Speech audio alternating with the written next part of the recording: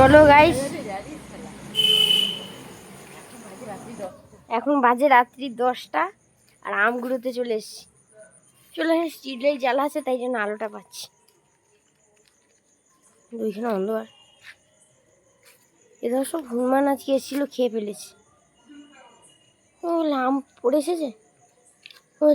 দেখতে পেয়েছি।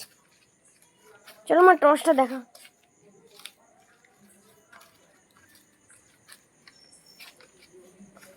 চলো ধীরে সুস্থে যেতে হবে রাত্রের বেলা।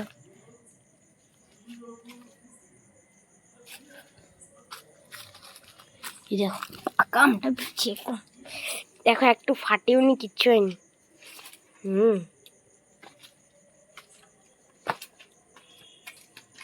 চলো আর কোথাও পাও নাকি? এই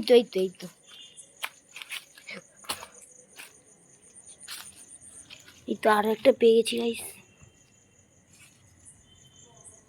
ওহো, বাদুর পুরো খেয়ে চাবলেছে, নখ বসিয়ে দিয়েছে আর কি ফেলে দাও, কাজ শেষ।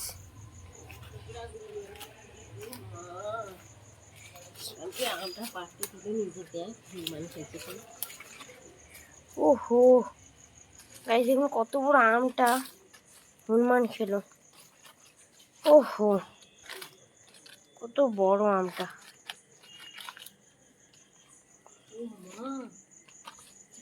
চলো, কি হলো? মা ডাকছে। ও মাই গড, এমন একটা জায়গায় বসে আছে আপনাদের দেখাই। জবা গাছ একদম ভেতরে পুরো মানে আটকে আছে আমটা। এই দেখুন, আরো জুম করে দেখাই আপনাদের। এই দেখুন পুরো ভেতরে আটকে আছে। এই নেওয়া যাবে এখন? হ্যাঁ নেওয়া যাবে। এবারে গাছে অন্ধকারে এখন সেদিক থেকে, দিনের বেলা আবার সেই দিক থেকে যেতে হবে। চলো, সেই থেকে যাচ্ছে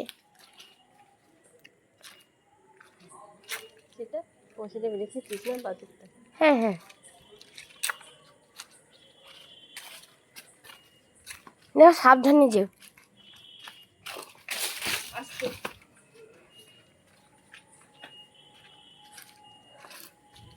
হ্যাঁ চলো, হয়ে যাবে মনে হচ্ছে।